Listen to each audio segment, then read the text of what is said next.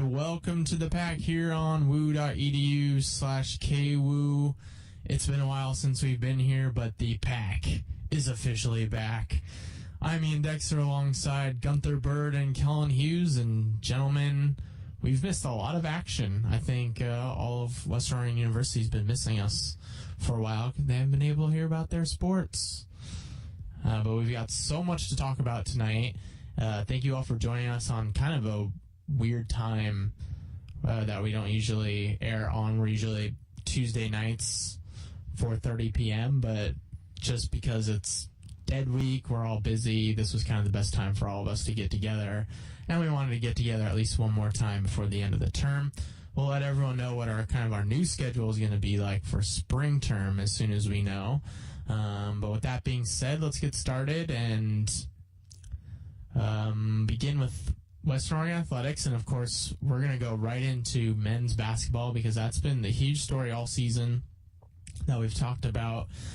They've had a fantastic year. We're the number one seed in the Great Northwest Athletic Conference playoffs. They finished their year 23-6 and in the regular season, and then in the playoffs, they took on Western Washington, who was the number 5 seed in the first round, and they ended up getting upset, which was, well, to say the least, a little upsetting for the school. It was I believe it was the first time the school was number 1 in the men's basketball playoffs. They lost 88-79. Western Washington just went off. They shot like 70% from the field. There was nothing really that the Wolves could do defensively to stop them, it seemed like. And Western Washington went on to the next round, ended up losing to Seattle Pacific, which was good for the Wolves because if Western Washington had won, they might have been passed up by both teams in the regional rankings. Top 8 teams from the region make the regional tournament, make the full tournament for Division II. And so the Wolves ended up sliding in at the number 8 spot. And for the first time in the history for this school, they were participating in, March Madness. And we'll talk about the Division I March Madness a little bit later, but the real March Madness. Anyways, so for this school, Division II March Madness, and they are playing tomorrow night, 7:30 p.m., taking on the number 1 seed, Azusa Pacific University in Azusa. So Azusa is the number 1 seed, so they get to host the West region. And so they'll be taking on the home team, and those two teams matched up once before earlier this season at Western Oregon. Wolves lost that. That was their first home loss of the year, and then they went on to roll off like 10 or 11 straight home wins after that. So Azusa is a very good team, obviously getting the number 1 seed, but we know how good the Wolves are, and they're in California right now. They left actually yesterday, so looking forward to see how they do in that. Guys, anything you want to say for the team? Support them? Awkward silence. The team's just so good. I don't see how they couldn't go really far. I mean, they have everything you need to be a championship contending team, and I think they could. Yeah, Andy Ovgi was, I think, part of the reason they kind of started to slip a little bit. Andy Ovgi actually had a appendicitis a couple weeks ago, and so he missed 2 games, and then he came back, and they lost the first game. He came back and played, and then they won the second, but then their next game was in the playoffs, and so I don't think they've been quite the same since he got hurt. So hopefully they've kind of figured things out a little bit. Although in the game against Western Washington, you can't blame his injury for the loss because he had 29 points. So he was doing his, carrying his share of the load. And not that they played bad necessarily, that just Western Washington was pretty much unstoppable in that game. Baseball and softball both started, which is exciting. There's actually a lot of games that have been going on here at home that I've had the pleasure to be working at the past couple weekends. Softball particularly, they've had their last 6 games here at home, so it's been a busy stretch for them here at Western. They played on the 6th and 7th against Northwest Nazarene, and they swept them 4 straight games, both doubleheaders. And then they took both their games against Northwest Christian University on Tuesday. That was kind of a weird day for a doubleheader. But they've now won 7 straight games dating back all the way to, the 20th of February. And they're 9-11 on the year. So they had started off kind of slow, but now they're picking it up, 4-0 in the conference after beating Northwest Nazarene. And this weekend they take on Simon Fraser tomorrow, and then they were going to take on Western Washington, but that doubleheader was officially canceled today because it's going to be raining Saturday and Sunday. So softball moved their games up to Friday and then just had to cancel. So that's getting pushed back to early April here at home. So I'll be at the games tomorrow day. And so, yeah, that's kind of softball's season so far, 9-11. And then baseball. I gotta say, softball's looked really good of late. I was kind of worried by their start to the season. Both teams were not very good. And I remember where it was like 0-6 for both teams. So I was like, ugh. But I think they were playing a lot of tough teams. That's part of the reason. Baseball, same thing. They're now 10-14, so they're getting closer to 500, and they've won 3 straight games. They took 3 of 4 over Central Washington, the reigning GNAC champions, in their second GNAC series, and then before that they beat St. Martin's in 3 of 4. So they are 6-2 in the conference to start the year, looking good, and they're playing tomorrow as well, along with Saturday against Montana State University Billings. And those are likely to both be played, even the Saturday series, because they play on an almost all turf field, so the only part they have to worry about is the mound with actual dirt. And so they can usually get in games as long as the rain isn't, like, torrential. And actually, we've been at games where it comes coming down pretty hard and they keep playing. So it's a softball field they have to worry about because the whole infield is dirt, and there's no way you can play on that if it's just muddy. So that's kind of what's going on with Western Oregon Athletics. We're looking forward to seeing how the men's basketball team does, though, tomorrow night. I don't know if women's basketball is already over, but we should mention that their season is finished. They didn't have a great finish to their year, but they did win on senior night, so they were very excited. 8-18 overall, and they won senior night 69-55, a great way for the seniors to go out. Let's move on now to the NBA. Kellen, our inside NBA analyst here on the pack. Can you give us any scoops on the NBA right now, specifically maybe the Blazers? I don't know, can I? Will you? I guess so. Well, it's been an interesting NBA season so far. Just as Portland regained their health, they lost a man, Wesley Matthews, sadly. Went out to Achilles rupture or something like that. Mm-hmm. Yeah. Good news is it's not a career-ending injury, but it's still one of those that would probably hurt like SOB. Yeah, and he's out for the year, so that doesn't help. But I think the Blazers did a good job of trading for a potential replacement, in which they got lucky on that one with Aaron Aflalo, which is going to be a good addition to a Blazer team. So I think they can survive the injury, and I think they still have a chance to win the title. It's just rather the supporting pieces can pick up the slack that Wesley Matthews, the void that Wesley Matthews. Yeah. Can. Well, the Blazers are 42-20 right now, third place right now in the Western Conference. And actually, a team in the East has officially clinched. Atlanta has already clinched a playoff spot. Talk about that a little bit. 18 games remaining, and they're already automatically in. They're just an incredible team. They're a well-coached team. They have talent all across that roster, and just as the second month of the season started, they just were like rockets. And as soon as that happened, I mean, it was like, give the East to Atlanta.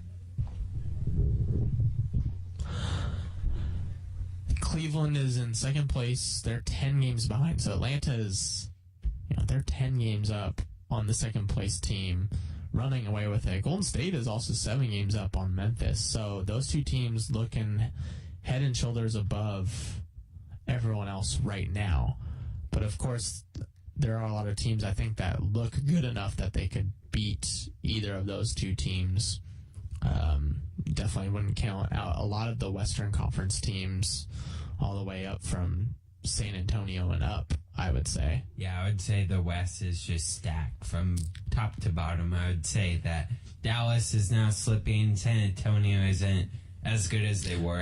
It almost seems like to them, it was like after they won the title, it was a bit of a hangover. Like, okay, we're old. Like, showing. Well, yeah.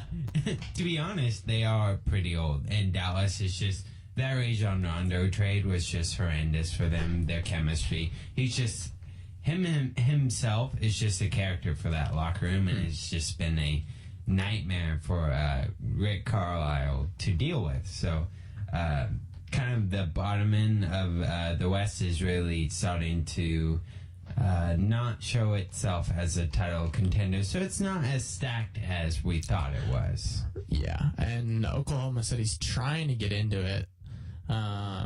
It is funny, they're 35-29. They would actually be the number 6 seed in the East, but they're 9 in the West. That's how much better the West is right now. They're just a half game out. I think they'll make it. What do you guys think? A month ago I would say it's certain. Like, come on, OKC. But right now they have a contender. They have Anthony Davis against their chances. So I would say, I mean, it's a toss-up between New Orleans and Oklahoma City. It's hard. I mean, if OKC really tried to distinguish himself and actually played well while Kevin Durant was healthy, like, maybe they would have had a chance. Yeah. More of a chance than they do have. Good point. And I haven't been following it as much, but how is Durant doing right now? Is he... I believe word is he's going to be back in 2 weeks. Okay. That's what I was wondering, because I knew he got re-injured, right? He came back for a little while. And then he got re-injured. And then he got re-injured. So, yeah, they definitely need him for the stretch run. And if they were going to get in the playoffs, if they're going to go anywhere, they definitely need now. Yeah. 16 games left for them. 16 left for a lot of teams now. Or 16 to 18. Actually, yeah, it's 18 for Oklahoma City. So most teams are around that kind of area. Atlanta's got a nice little cushion, though. They already know they're in the playoffs. Looks like it's going to be a battle, though, in the West and the East. The last couple seeds, especially the East. Indiana, Miami, Charlotte, Boston, all really mediocre teams, but they're going to try and battle it out for the final seed. Had a chance probably to play Atlanta or Cleveland at this point. Right now, who are your top teams, do you think? Has anything changed? I know you've had Blazers. Does that injury really change things for you at all? I don't think that injury changes things. I know that most people are like, oh, Wesley Matthews is down. I think they can easily replace that production. And the downside is the defense, but I think Aaron Aflalo can do a adequate job. Mm-hmm. I think Wesley Matthews has really struggled on the defensive end, so I don't think that's a strength that you really need to replenish. So I think the Blazers are still up there. Golden State is still holding strong, which I'm still shocked about. Mm-hmm. And I gotta say, Atlanta, for obvious reasons. I mean, come on, that team has so many weapons and so well coached. And definitely Cleveland, they've stepped up their game. I believe Cleveland is playing San Antonio tonight. Is that right? Yes. So it's a rematch of not a rematch of the finals, but I mean, pretty much it was LeBron versus the Spurs, so kind of a rematch for him at least. Let's segue from the NBA into more basketball. Division One March Madness tournament is coming up starting Monday. Can you believe that, guys? Like, that kind of snuck up on me. But first games are on Monday, so right now we're going through conference tournaments, trying to figure out who's going to be what seeding, and some teams are going to try and sneak their way into the big dance coming up. Do you guys have any teams that you've been following at all this year? I always watch Duke. I don't know why, but I kind of like watching Duke. And right now they're number 2 in the in all of Division 1 right now. Virginia is 3, Villanova 4, Arizona 5. Oregon State gonna make it in. I knew they had a great home record, but I don't know if they're up there high enough. I mean, they lost to Western Oregon. Yeah, but they had... Well, the funny thing is, I don't know if you guys knew this, that Western Oregon went to OSU, beat them at home, and then Oregon State went on to have their greatest start to a year at home, where they won, like, I don't remember the exact number, but I believe it was over 10 of their first 10 games at home, and they're undefeated, and it was like a super big deal before they got beaten for the first time. But it was funny because, you know, everyone who goes to Western Oregon is like, hey, we actually beat them to start the year in their place where they were unbeatable this year. So very funny how that worked out. Believe... Yeah, Oregon is playing right now actually against Colorado. They are winning 44-42. Oregon is 23-8. That kind of surprises me a little bit. I haven't been following them in basketball much this year, but having a good season, they should be able to make it with a 23-8 record. Be a pretty fairly high seed depending on how they do in the Pac-12 tournament. Kentucky is undefeated still. I did not know that. 31-0. They're having an unbelievable year. The winners last year of the tournament. So they have all 65 first place votes right now in the AP polls. Duke is 2, Virginia 3, Villanova 4, Arizona 5, like we mentioned. Wisconsin is 6. And it doesn't look like Oregon is on there. Probably got to be getting... Yeah, they have votes.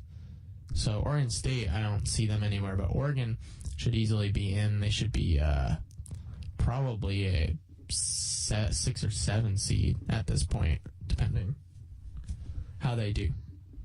I'm excited. I always love doing the brackets, and we're actually going to hold a bracket here on ESPN. We're going to put it on our Facebook page, and we're asking anyone who follows the show, watches it, makes a bracket, and competes against us, with us, and we might even have a little prize at the end. I believe in past years we've done Dutch Bros gift cards. We might do something different, might do something the same, but we'll let everyone know what the prize is going to be to the winner of the March Madness.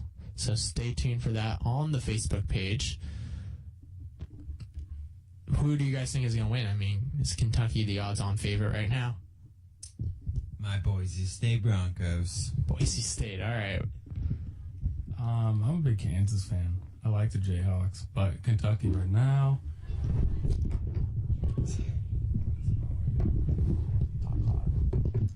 Technical difficulties. Kansas fan. So they're in top 10, but as undefeated and last year's champs, Kentucky looks like the favorite right now.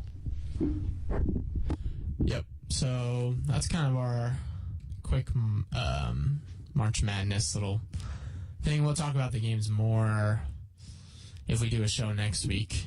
We'll see with finals coming up how we're all feeling, because I'm exhausted personally right now, but maybe when finals are done, I'll be a little more chipper. The NHL. Let's move on to the NHL a little bit. It's been super fun year, and the NHL trade deadline came up while we were gone, some notable names got traded. Trying to think of the biggest trade. Now, I wish I had a list of the trades on me, but the top teams kind of got stronger. The Rangers made a few deals. The Ducks made a few deals to add. They got, man, I'm blanking on names today, but Flames made one really major deal, trading one of their prospects for a second round pick, which I was not happy about, and then finding out that their top defenseman Mark Giordano was injured and had a torn tendon, I believe, in his shoulder, or in his chest, and so he's out for the rest of the year. So when that happened, it was pretty much like, oh, season's over, time to throw it away, because we're battling for a playoff spot, and without our top player and probably the best defenseman in the league this year, there's no chance. And actually, since then, they've been really good, hanging around. They're actually in a playoff spot at the moment with 79 points after 67 games. So 15 games remaining for the team. And they're right now 2 points up of the LA Kings, 5 up of the San Jose Sharks, and 1 up of the Winnipeg Jets, who hold the last spot in the wild card. So they're hanging around and continuing to do the impossible is what it seems like this season for them. And so it's been a real pleasure for me to watch them continue to battle. Even if they didn't make the playoffs, I don't know if I could be disappointed with this team the way they play.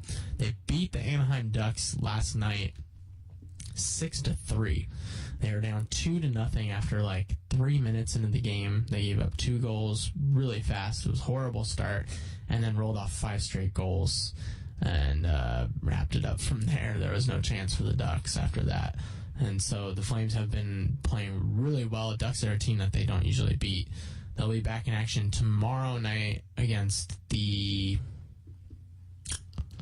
I've got the Avs on Saturday. Tomorrow night, forgetting who they're playing.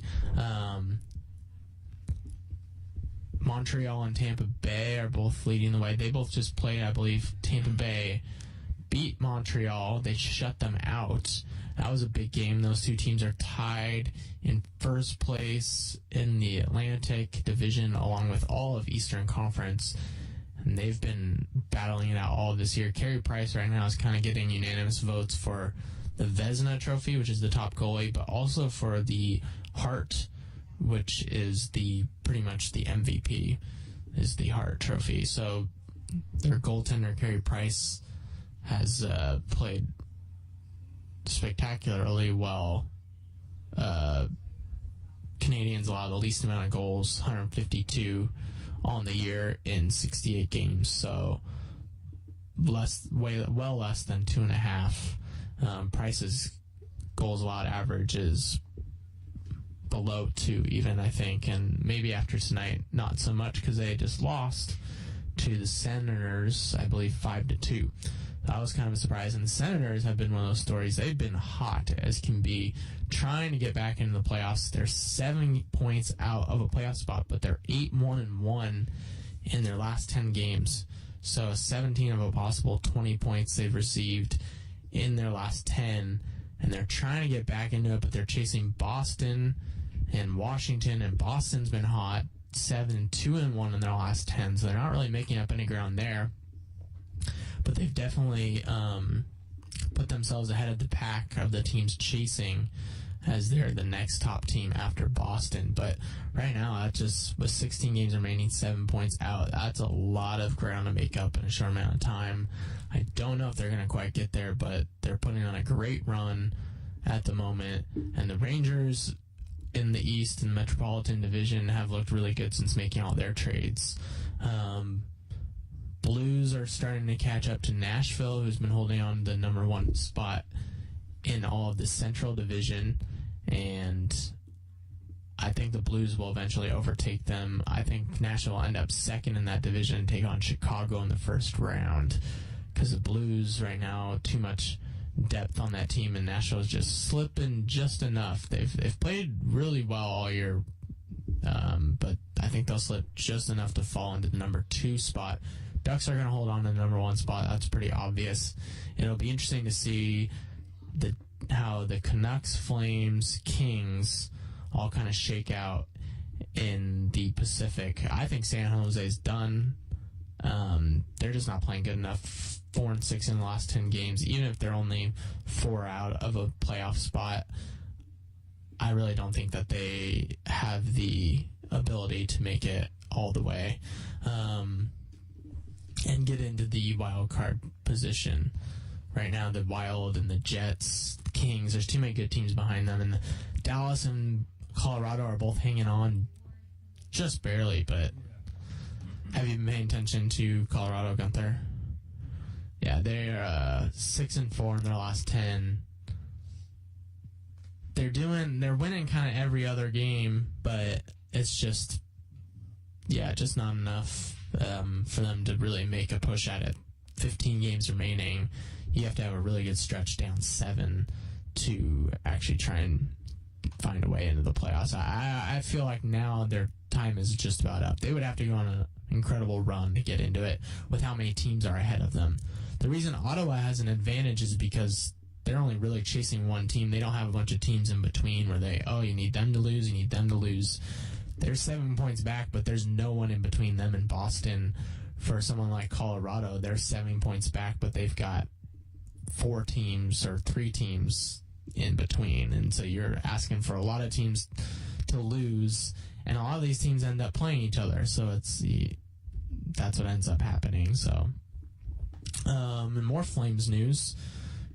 Johnny Gaudreau became the first Flame rookie to reach 50-point plateau since Jerome McGinley did in 1996-1997. So that is exciting as a Flames fan to have one of the best rookies in the league. Johnny Hockey is what they call him. Actually, they do. His nickname is Johnny Hockey. He's tiny. It's hilarious. But he's so fast. He's like 5. I think they say he's 5'9", but he looks way smaller than that. He looks like he's like 5'6", and he's like 160.